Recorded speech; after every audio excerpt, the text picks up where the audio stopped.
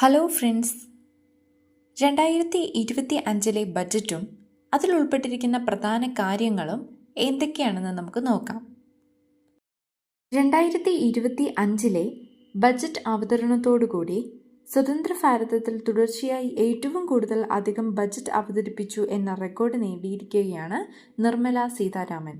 തുടർച്ചയായി 8 തവണ, അഥവാ 2019 മുതൽ 2025 വരെ 8 തവണ തുടർച്ചയായിട്ടാണ് അവർ ബജറ്റ് അവതരിപ്പിച്ചിരിക്കുന്നത്. അതിലൊന്ന് ഇടക്കാല ബജറ്റായിരുന്നു.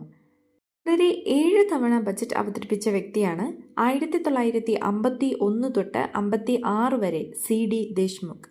ആ സമയം പ്രധാനമന്ത്രി നെഹ്റു ആയിരുന്നു. തുടരെ 6 തവണ അവതരിപ്പിച്ച വേറൊരാളുണ്ട്, അത് മൊറാർജി ദേശായിയാണ്. 1959 മുതൽ 63 വരെയുള്ള കാലങ്ങളിൽ. ആ സമയം പ്രധാനമന്ത്രി നെഹ്റു ആയിരുന്നു.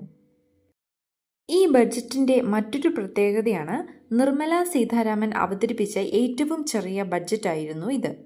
1 മണിക്കൂർ 14 മിനിറ്റ്, അഥവാ 74 മിനിറ്റ് കൊണ്ടാണ് ഇത് അവതരിപ്പിച്ചിരിക്കുന്നത്. മധ്യവർഗത്തിൻ്റെ ശക്തി കൂട്ടുന്ന ബജറ്റായിരുന്നു ഇത്. സാധാരണക്കാർക്കും യുവാക്കൾക്കും സ്ത്രീകൾക്കും കർഷകർക്കും പരിഗണന നൽകിക്കൊണ്ടുള്ള ഒരു ബജറ്റായിരുന്നു ഈ വട്ടത്തേത്. ഇതിൽ ഉൾപ്പെടുത്തിയിരിക്കുന്ന കാര്യങ്ങൾ എന്തൊക്കെയാണെന്ന് നമുക്ക് നോക്കാം. ഇന്ത്യയെ കളിപ്പാട്ട നിർമ്മാണത്തിൻ്റെ ഹബ്ബാക്കി മാറ്റുവാൻ national action plan for toys.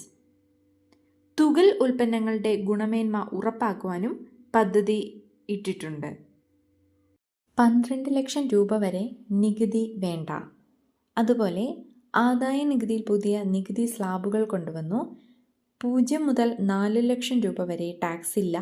4 തൊട്ട് 8 ലക്ഷം വരെ 5%, 8 തൊട്ട് 12 വരെ 10%, 12 തൊട്ട് 16 വരെ 15%, 16 തൊട്ട് 20 വരെ 20%, 20 മുതൽ 24 വരെ 25%, 24 ലക്ഷത്തിൽ കൂടുതൽ 30% എന്നിവയാണ് പുതിയ നികുതി സ്ലാബുകൾ. ബീഹാർ സംസ്ഥാനത്തിന് കൂടുതൽ പരിഗണന നൽകിയ ബഡ്ജറ്റായിരുന്നു അവതരിപ്പിച്ചത്. മഖാന അല്ലെങ്കിൽ താമരവിത്ത് board, national institute for food technology, greenfield airport, Patna IIT വിമാനത്താവളം എന്നിവയുടെ നവീകരണം എന്നിവയാണ് ബീഹാറിനു വേണ്ടി മാറ്റിവെച്ചിരിക്കുന്ന പദ്ധതികൾ. കിസാൻ ക്രെഡിറ്റ് കാർഡ് വായ്പാ പരിധി 5 ലക്ഷമാക്കി മാറ്റി. ചെറുകിട വ്യവസായങ്ങൾക്ക് 5 ലക്ഷം പരിധിയുള്ള ക്രെഡിറ്റ് കാർഡ്. കയറ്റുമതി സംരംഭങ്ങൾക്ക് 20 കോടി വായ്പ. സ്റ്റാർട്ടപ്പുകൾക്ക് 10,000 കോടി രൂപ. അതുപോലെ ജില്ലാ ഹോസ്പിറ്റലുകളിൽ ക്യാൻസർ സെൻറ്റർ 2025-26 വർഷത്തിൽ 200 കേന്ദ്രങ്ങൾ തുടങ്ങുവാൻ പ്ലാൻ ചെയ്യുന്നു. പ്രധാനമന്ത്രി ധൻധാന്യ കൃഷി യോജന. ഉൽപാദനശേഷി വർദ്ധിപ്പിക്കുക, വിള വൈവിധ്യവൽക്കരണം, വിള സംഭരണശേഷി, ജലസേചനം വർദ്ധിപ്പിക്കുക എന്നിവയൊക്കെയാണ് പ്രധാനമന്ത്രി ധൻധാന്യ കൃഷി യോജന കൊണ്ട് ഉദ്ദേശിക്കുന്നത്. ഇതിൻ്റെ വായ്പ ഉറപ്പാക്കൽ, സംസ്ഥാനങ്ങളുമായി പങ്കാളിത്തം എന്നിവയൊക്കെയാണ് ഇനിയുള്ള പദ്ധതികൾ.